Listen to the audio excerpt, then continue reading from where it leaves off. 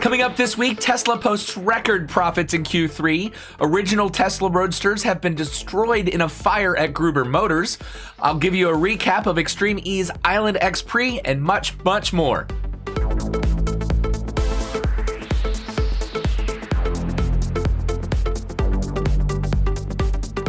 Hello, friends, and welcome to episode 82 of the EV Resource Podcast. I'm Zach Hurst, and each week I bring you the latest EV news, information, and answer your questions about electric vehicles.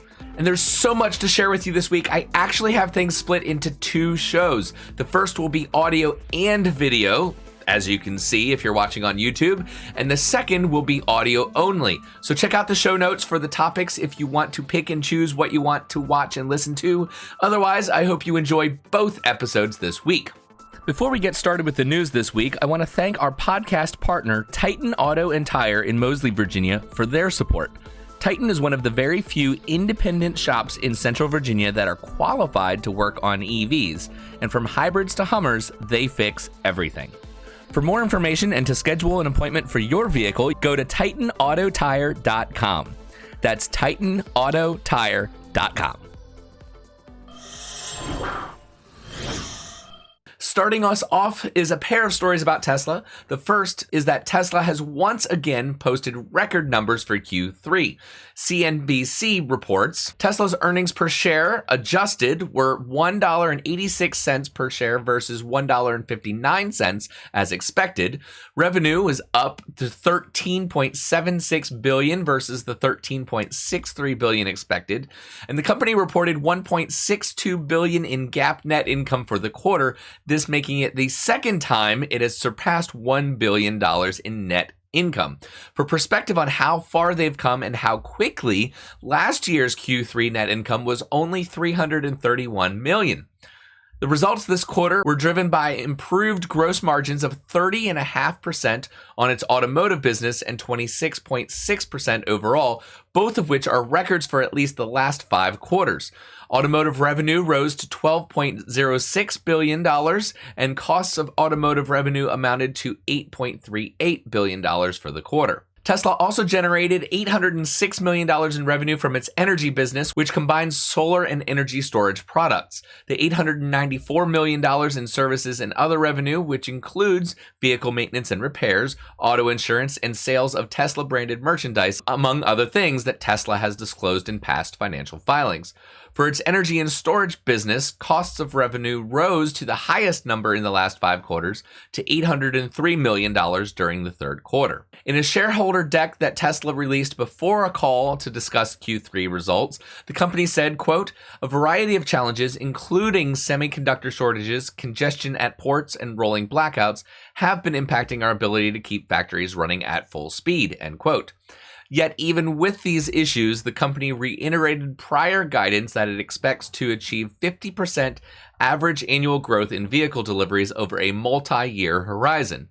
During the third quarter, Tesla recorded a $51 million impairment related to its investment in Bitcoin, which it reported under restructuring and other expenses.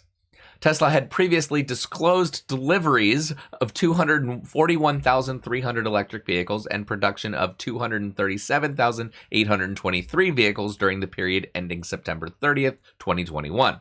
Unlike other automakers, Tesla's sales rose during the quarter, setting a new company record despite the chip shortages and supply chain challenges weighing on the industry. Next, Tesla is pushing out a long-awaited update to Sentry mode, finally giving remote viewing access via their mobile app. Tesla's Sentry mode will soon live stream directly to the Tesla app on your smartphone, CEO Elon Musk confirmed via Twitter this week. The website Teslarati writes, "For years, Tesla owners have used their 8 external cameras for multiple things, including autopilot and full self-driving operation. However, many drivers have also used them for Sentry mode, a surveillance system that activates when the vehicle senses something near the car that shouldn't be there. Usually, Sentry mode kicks on when somebody looks in the windows of a Tesla or walks by it on their way to their vehicle. However, Sentry mode also kicks in when robbery attempts or instances of keying occur, which unfortunately has been a common occurrence for some Tesla owners." Currently, the Tesla app will notify owners of Sentry mode events when they occurred, but owners are not able to watch what's going on around their car in a live setting. This is likely to change soon, according to Musk. The introduction of a live look-in feature for Sentry mode is actually more advantageous than one might think. While it is a convenience to have a monitoring program, it does not specifically allow owners to view what is going on at the current time. Sentry mode events can happen frequently, especially if their vehicle is parked in a city or near a large event where people will be constantly walking by it, and that can trigger Sentry mode alerts far too frequently, giving owners relatively no peace of mind when their phones are constantly vibrating. However, it could also be a step in the right direction from a safety standpoint to have the ability to actively look in on what's going on. Introducing that live stream feature for Sentry mode will give owners a direct idea of what's going on and what kind of assistance they might need. Sentry mode has been widely successful in its ability to help authorities catch perpetrators who damage Tesla vehicles or even other notable events nearby. It is likely one of the most underrated features of a Tesla because of its stealthiness and ability to solve cases that usually go cold before the perpetrator is found. For my family, I like parking the Tesla out front and knowing that in addition to protecting the car, it's also keeping an eye on the front of the house as well. Next, some sad news from Gruber Motors, where they experienced a rather large fire this week in one of their buildings that actually destroyed many original Tesla Roadsters. Owner Pete Gruber took to social media this week with the following statement. Each of the owners affected by our fire last night have been contacted. I personally reached out to each of you affected by a lost Roadster rather than have you find out through the media. Talking to each of you, I am again reminded of how cherished these cars are, how much they meant to you, and what a special place they carve out in automotive history. You all have my sincerest apologies, and I feel your pain having lost 3 in this mishap as well. I wish it were otherwise. We have 3 commercial buildings involved with Tesla vehicles, and the fire occurred in our main work-in-progress service center. Early analysis by the fire inspectors isolated the cause to an electrical panel failure, which of course will be investigated more thoroughly. Many other Roadsters survived, and each of you have been contacted as well. As with the previous fire we had in May of 2017, this fire again consumed the entire building and all its contents, which illustrate the potent nature of lithium-ion vehicles once they ignite. Our expansion building, which has been under construction, is fully sprinkled. In the meantime, we are again relocating operations into one of our other buildings. Along with the entire Tesla community, we grieve the loss of over 30 Teslas that perished in our shop, which is dedicated to normally preserving and credited with saving hundreds of these rare and a dying breed of first-generation EVs. So some sad news. Unfortunately, fires happen. That's why you have insurance, but insurance is not going to replace these rare and becomingly even more rare vehicles. Now a story reported by Inside EVs. Taiwan's Honhai Technology Group, or Foxconn, this week introduced its first electric vehicle concepts under the Foxconn brand, a joint venture with Taiwan's biggest car maker, Yulon Motor. Announced at the Honhai Tech Day 2021 event in Taipei, the 3 EVs are all based on Foxconn's MIH electric vehicle open platform. They are named the Model C recreational vehicle, Model E sedan, and Model T electric bus. Right off the bat, I think it's important to address the issue of these names, Model C, E, and T. Chances are that Ford's top management won't be thrilled to hear about this, and I'd be willing to bet that Foxconn will hear from their legal department. Of course, if you remember, Ford blocked Tesla from being able to use the Model E name. And of course, Model T is an iconic Ford vehicle from the early 1900s. It's not likely that they're going to give that name up either. But back to these new EVs, Foxconn say that they underline their commitment to become a global next-generation automotive manufacturer. According to Honhai founder Terry Gao, who appeared on stage driving the Model E, the electric vehicle has become the world's largest and most expensive smart electronic device, and he believes Taiwan can play a key role in the development of EVs given the country's strong capabilities in electronic manufacturing, including semiconductors, modules, precision machinery, and operation. The first EV built on Honhai's electric vehicle open platform is the Model C, marketed as the intrinsically optimized electric SUV with pure electric nature. It would be a mid-sized vehicle offering a 5+2 seat configuration. The Model C is said to deliver an extended range of 435 miles and a 0 to 60 time in less than 3.8 seconds. Foxconn also says the EV has a low 0.27 drag coefficient, high efficiency and intelligence, as well as a reasonable price comparable to a fuel-powered car. The Model E, Foxconn describes as a technologically innovative luxury flagship sedan for middle and high-end customers. Jointly developed by Honhai and Italian design powerhouse Pininfarina, the Model E offers a power output of about 750 horsepower, acceleration to 60 in less than 2.8 seconds, and a 466-mile range. Inside, the EV flagship's rear seat area can transform into a dedicated mobile office with personal mobile devices seamlessly connected to the passenger car. This is said to enable smart applications like face recognition door openings, smart windows, and vehicle and environment interfaces. And finally, the Model T they call a stylish urban bus, envisioned as an intelligent transportation solution.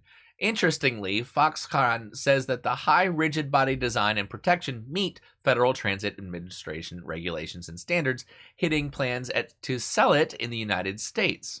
The battery is said to enable a range of more than 248 miles and can withstand temperatures of up to 400 degrees Fahrenheit. The electric bus can reach top speed of 75 miles an hour. Foxconn said it will start delivering the bus to a local transportation provider next year. As for the electric passenger car concepts, the tech giant will build them for automotive customers rather than under its own automotive brand. Bloomberg reports that the Model E sedan will be sold by an unspecified automaker outside Taiwan in the coming years. Maybe it's Fisker, who knows? While the Model C utility will be sold in Taiwan under one of Yulan's brands from 2023. It does remain to be seen, however, whether Foxconn will build any of these new EVs at its newly acquired plant in Lordstown, Ohio. And lastly, this week was the penultimate race weekend for Extreme E. The Island XPrix took place on the Italian island of Sardinia to highlight the effect that devastating wildfires have had to the area.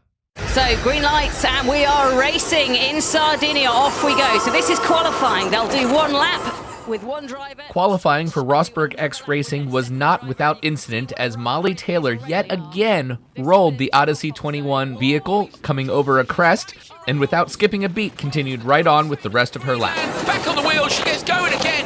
She dropped that on the brakes at the top of the crest, just got sideways over the hill, Jenny, and over it went. Oh, Molly, how could you do that again? They wouldn't be the only ones, however, with some difficulty on their qualifying lap.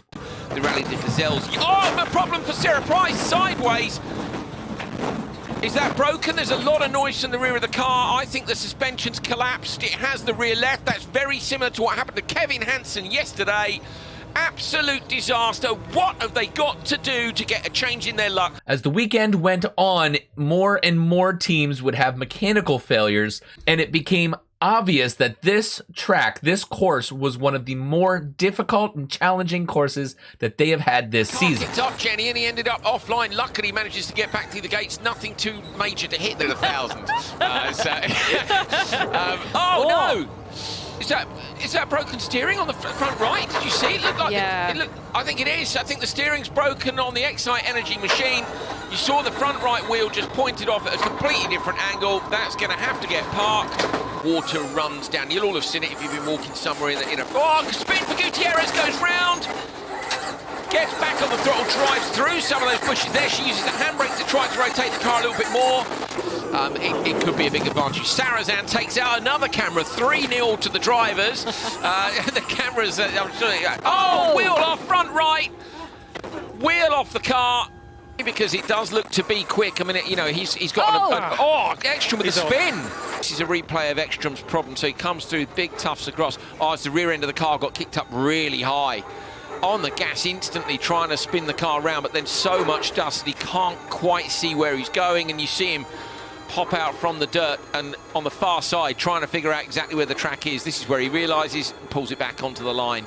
At the end of the qualifying rounds, it would be X44 yet again sitting on top of the leaderboard. There it is, 11:45. They've gone 20 seconds faster than they went. Remember, Cristina Gutierrez had a spin in the first one. That maybe accounts for 10, but the other 10 is pure speed. X44 taking their 4th TQ in a row. Is this finally going to be the weekend they take the win tomorrow? If they can, they'll close that gap down just a little bit more again to RXR. But so many quick teams here. It's been a real up and down day. You can see that from the qualifying points on the right. Lots of people with one good and one bad session. For a few teams in semifinal 1, their race would end almost before it began, as just after the start there was some drama. Oh, brilliant start by Hansen. Great reaction time. He's going to try and take that lane off. Segi TV, Chickenassi Racing immediately gets in. Door to door with X44. Maybe a tiny bit of contact. X44 take it. I wonder if they split their route there again. Christina Gutierrez is off. She's into the trees. Where's Hansen? Hansen looks to have gone down the right-hand side. We can't see anything here from the dust. Segi TV, Chickenassi Racing are down that central line. There is the X44. They're in the championship fight. Gutierrez trying to reverse it out on the undergrowth. It's an absolute disaster off the start. Sorry to interrupt. I think Andretti United have stopped on course. So I think they've stopped on course. They're showing a mid. They are. So they've stopped on course as well. So as it stands, Andretti United would go through because they've gone further than X44, but I can guarantee you that's going to the steward. So what happened at the start is Andretti United came across the nose of Segi TV Chip Ganassi Racing and then got pushed all the way to the left into the rear of the X44 car, essentially shoving it off course into a rock, ending their race. As a result of that damage to both vehicles, then Andretti United stopped a little bit further on. So what that means is the only car left to finish the race was our friends at Chip Ganassi Racing, or Segi TV Chip Ganassi Racing. However, stewards reviewed the footage. It was considered not a racing incident, but an actual fault of Timmy Hansen. And so they got penalized, pushed back to 3rd in the standings. So X44, even though they didn't finish the race, they then were considered in 2nd place, and that they would then move on to the final. Andretti United would then be 3rd and not be allowed to continue on to the final race. The semifinal 2 race was fairly uneventful. Acciona Sites did end up having a broken or mechanical failure, so they were out, but by being the 2 remaining teams, RXR and Apt Cupra ended up moving on to the final race. In contrast to semifinal 2, however, the Crazy Race certainly lived up to its name. Only one car goes through. Only the winner will make the final. The start is even more crucial, and we've seen the carnage in the other semi-finals. Great reaction time. JBXE going to try and squeeze Emma Gilmore across. Kevin Hansen gets the whole shot on that side of the grid. Gilmore changes the line immediately. Doesn't want to get caught in the dust. She's gone after Bennett. She had great speed, but Bennett was just there before her. She's had to back off and slot in. Now watching Kevin Hansen over on the left-hand side of the grid. Can Bennett and Gilmore carry enough speed through here to beat him to the merge? Oh, it's going to be really close. Ollie Bennett may well get there just before Kevin Hansen. Oh, Kevin comes through, and Bennett took a different line. It was a really bumpy line. He almost made it. Gilmore coming up with a bit more speed in the background. That nearly worked. Oh no, what's happened? The steering's gone. It looks like the Excite Energy team are out of this. They've had a crash. So the Veloce are through now. What disaster for Excite Energy. But look at this. What can they do now? Serazan, full beans. He's on the hunt for JBXE. Remember, 1 place. That's it. Only 1 car goes through to the final. And Stefan Serazan was certainly giving it the full beans, as he didn't hold anything back and ended up having one of the biggest crashes in Extreme E history. They're halfway around the course, though. He's running out of time to do this. I'm gutted for Christine GZ. Sarazan's rolled! The Veloce machine's had a wheel off, it's on his roof, game over for Veloce again, he had to risk it, but the car has been destroyed, they're parked at the side of the road. Drama in the Crazy Race. He's coming through the traction challenge section. Oh, he went, oh, look at that! It's one of the biggest accidents of the season. The rear left corner comes off immediately, the rear right broken as well. Luckily though, Stefan Serazan did end up climbing out of the vehicle. After getting checked out by medical, he was okay. So you gotta give credit to the strength of the roll cage in these vehicles. Certainly saved his life in this case. JBXE would go on to win the Crazy Race and therefore move on to the final. And the action and excitement didn't stop, of course, as you can expect with a 5-car start to the final race. So we are off. Oh, it's a stall start for the App Cooper team. They're going nowhere. X44 out to the left. Is there going to be contact? Yes, a bit of contact there before JBXE and RXR. But if you just look through, Leduc and Price have gone, and they have gone fast. A very different line. They need to cut back to the left to go through the waypoint. But at the moment, it looks like it is X44 leading the way. They're going to get the join in. Oh, look at that, sliding through, and it's the Segi TV team. They have got the lead of this. Leduc out there. We know he's a Ram Raider. JBXE have had a spin there. Arlen Kotlinski's going to have to get going, and it looks like Kleinschmidt's managed to get going for the App Cooper team as well, but Leduc out in front. Oh, Loeb now, is he struggling? I think he's broken the steering. Loeb's steering is broken. X44 are out in the championship fight. The damage is done. The tyre was off the rim, and then the impacts are just too big. I saw him going straight on in the water splash, and they are out of the final 4 top qualifiers and 4 no results. After things settled down, Kyle Leduc did end up way in the lead. I'm looking at how far up the road Kyle Leduc is. According to this, Taylor's 32 seconds back on the lead. But it would seem that maybe he was pushing a bit too hard, because after the switch, the handoff to Sarah Price, the car did end up with a DNF because of a mechanical failure. Sebastian obviously had to lift for me a little bit there, but we got there first. So we were on the spot, and he was close. I saw him there a couple times in the window, and broken steering. That's fun. Broken That's steering. What I live for. So that was amazing. Segi TV, Chip Ganassi Okay, Racing. thank you. The steering is broken out in the course. Sarah Price has come to a halt while we were talking to Kyle Leduc. This is unbelievable. No. I've been calling it bad luck for the Segi TV Chip Ganassi team, but honestly, if Kyle hadn't have pushed so hard, would the car have been okay, and would they have finished in the lead? So who knows? But as things stand, RXR ended up winning the race with Apt Cupra in second place. RXR have done it when it counts. Christopherson and Taylor take their 3rd win of the year, and with a commanding lead in this Extreme E Championship. Fist pump from Christopherson, job done in the hardest of conditions right at the end of the weekend, and a brilliant performance by the whole team. Look what it means to them. Results are in, the official results. So 5th place for X44, heartbreak for them, and 4th place for Chip Ganassi Racing as well. JBXE classified in 3rd. 2nd place is the Apt Cooper minus a door, and in 1st it is RXR Racing. Taylor and Christopherson winning this, another XPrix under their belts, and another 25 points to lead the championship by 28. So leading the championship, RXR with 129 points, 113 points for Team X44, Andretti United in 3rd with 93, but JBXE with 92 points right on their heels, Apt Cupra XE with 83 points, Axiona Sights with 78, 63 points for the Segi TV Chip Ganassi team, putting them in 7th place, 60 points for Veloce Racing, and 55 points for the Excite Energy Racing team in 9th. Don't forget that this is only part 1 this week, so there is going to be a second part to the news.